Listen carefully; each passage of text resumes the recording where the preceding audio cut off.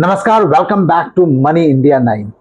अगर आप इस साल म्यूचुअल फंड्स में इन्वेस्ट करने वाले हैं लेकिन कंफ्यूज्ड हैं कि कौन से म्यूचुअल फंड कैटेगरी में आपको इन्वेस्ट करना चाहिए, तो ये वीडियो आपके लिए है। हम अंत तक आपको 5 ऐसे कैटेगरीज बताने वाले हैं जो जिसमें से आप कुछ भी चुन सकते हैं जो आपके लिए बेहतर है।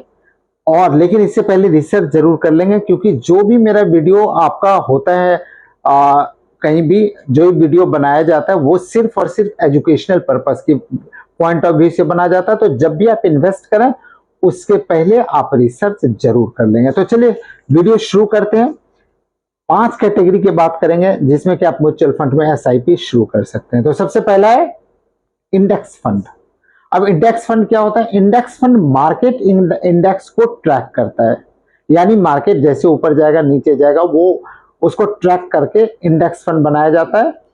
और ये किन के लिए होता है? ये आप बिगिनर्स के लिए हो सकता है, जो स्टार्टिंग कर रहे हैं उनके लिए हो सकता है।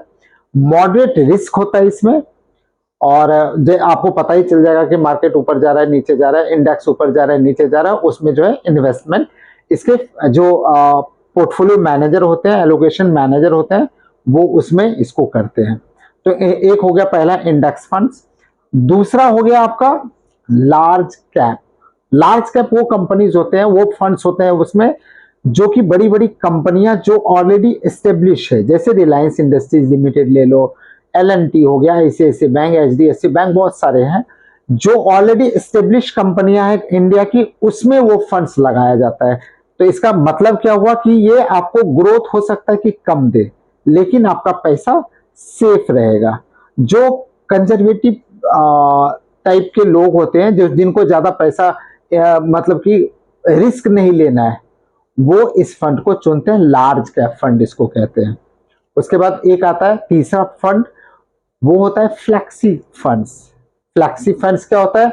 फ्लैक्सी फंड्स ये होता है कि आप एक कॉन्फिडेंस या आप एक तरह से जो एलोकेशन मैनेजर होते हैं, फंड मैनेजर जो होते हैं, उनको आपने एक कॉन्फिडेंस दे दिया कि आप जहां चाहें वहां आप लगा सकते हैं। लार्ज कैप में, मिड कैप में, स्मॉल कैप में, जहां भी आप चाहिए पैसा लगा सकते हैं। वो अपने दिमाग से पैसा लगाते हैं, अपने स्ट्रेटजी के थ्रू वो पैसा लगाते हैं, उसको कहते हैं फ्लैक्सी कैप। तो ये बिगिनर्स के लिए बड़े अच्छे माने जाते हैं, क्योंकि उनका हर एक फंड्स में लार्ज कैप में पैसा लग जाता है, मिड कैप में भी लग जाता है, स्मॉल कैप में भी लग जाता है, और भी जहां भी उनको उनके फंड मैनेजर को जरूरत होता है वहां फंड्स वो लगा देते हैं और मैक्सिमम आपको अर्निंग करके देते हैं। लेकिन जो भी फंड्स होते हैं, जितने भी मैंने अभी 3 बताया आपको, अभी 2 और पेंडिंग है, जितने भी फंड्स होते हैं वो सब के सब लॉन्ग टर्म में प्रॉफिट ज्यादा देते हैं, क्योंकि उसमें आपको जो कंसिस्टेंसी और जो कंपाउंडिंग इंटरेस्ट में लगता है, मैजिक ऑफ कंपाउंडिंग होता है, उसका पावर उस पर जरूर लगता है लॉन्ग टर्म पे। तो हमेशा याद रखिए कि जब भी एसआईपी आप करने जा रहे हैं या जब भी म्यूचुअल फंड्स में आप पैसा इन्वेस्ट करने जा रहे हैं, तो हमेशा लॉन्ग टर्म का आप प्रोस्पेक्टस जरूर रखिए। तो चलिए नेक्स्ट 4th पॉइंट बताता हूँ, 4th फंड्स बताता हूँ, वो होता है मिड कैप। मिड कैप वैसी कंपनीज होती है, मिड कैप फंड्स वैसी कंपनीज में फंड पैसे लगाए जाते हैं जो बहुत ज्यादा ऊपर भी हाई मतलब ब्लू चिप कंपनीज नहीं होते, और ज्यादा नीचे भी स्मॉल कंपनीज भी नहीं होता, जो अभी ग्रोइंग कंपनीज है। तो मिड कैप से रिटर्न की एक्सपेक्टेशन ज्यादा हो सकती है, रिस्क भी आपको मीडियम ही रहता है इसमें, मीडियम रिस्क के साथ। स्मॉल कैप से ज्यादा मीडियम रहता है, स्मॉल कैप में जो नेक्स्ट बताने वाला वो उसमें ज्यादा रिस्क होता है। तो मीडियम मिड कैप में ऐसा पॉइंट होता है। अब बात करते हैं लास्ट 5th पॉइंट की, 5th कैटेगरी को, इसको स्मॉल कैप कहते हैं। स्मॉल कैप का मतलब होता है कि जो कंपनी अभी स्टार्ट हुई और उसको अभी आगे बढ़ना है। सबसे ज्यादा रिटर्न तो इसमें देता है, लेकिन हाई रिस्क होता है। हाई रिस्क हाई गेन आपने सुना होगा।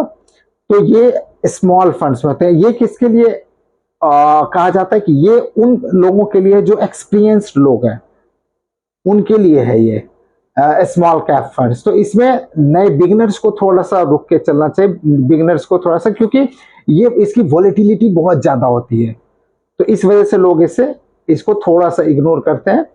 तो ये था 5 कैटेगरीज आपके म्यूचुअल फंड्स के जिसमें आप पैसा लगा सकते हैं। अब मैं बात करूंगा कि कुछ गलतियां जो हमें नहीं करनी चाहिए म्यूचुअल फंड्स में। सबसे पहले कि जब भी आप फंड एक बार पैसा लगाते हैं तो उसको कंसिस्टेंटली आपको लगाते रहना है। ऐसा नहीं कि मार्केट गिरे तो आप पैसा निकाल लेते हैं। दूसरा कि आपका जब भी पैसा बढ़े, यानी कि सैलरी बढ़े या फिर बिजनेस से पैसा आए, तो उसमें आप कंसिस्टेंटली ऐड ऑन करते जाएंगे म्यूचुअल फंड्स में पैसा, तो फिर आपको बढ़ेगा। कुछ लोग ऐसे होते हैं कि मार्केट जैसे नीचे गिरा वो अपने फंड्स निकाल लेते हैं, तो उससे आपको नुकसान हो जाएगा। फंड्स नीचे, अगर मार्केट नीचे गिर रहा है तो आपको एनएवी सस्ता मिलेगा, तो आप अगर एनएवी उसमें लगाएंगे ना उस समय, तो लो पे आपको एनएवी पे ज्यादा प्रॉफिट, आगे चल के ज्यादा प्रॉफिट हो सकता है। और भी कुछ कुछ गलतियां हैं लोगों का, जो कि मार्केट में पैसा लगाने से डरते हैं। तो गलती नहीं करें, आप लॉन्ग टर्म के लिए बने रहिए, कंसिस्टेंसी के साथ बने रहिए, अपने म्यूचुअल फंड्स में एड ऑन करते रहिए, और बीच बीच में रेगुलर बेसिस पे आप उसको जरूर देखिए कि आपका पोर्टफोलियो आप कहाँ जा रहा है, क्या पॉजिटिव चल रहा है, अगर कुछ नुकसान हो रहा है तो कितना नुकसान हो रहा है, ये सारा आपको R&D रिसर्च आपको करते रहना चाहिए। तो आज यही था, आपको टॉप म्यूचुअल फंड्स मैंने बताए, कैटेगरीज बताए। अब आप रिसर्च कीजिए और उसमें आप इन्वेस्ट कर सकते हैं। अगर वीडियो पसंद आया तो लाइक कीजिए और अपने फैमिली और फ्रेंड्स के साथ जरूर शेयर कीजिए। अगर आपने चैनल को अभी तक सब्सक्राइब नहीं किया है या फॉलो नहीं किया, प्लीज जरूर कर लीजिए। Thank you very much.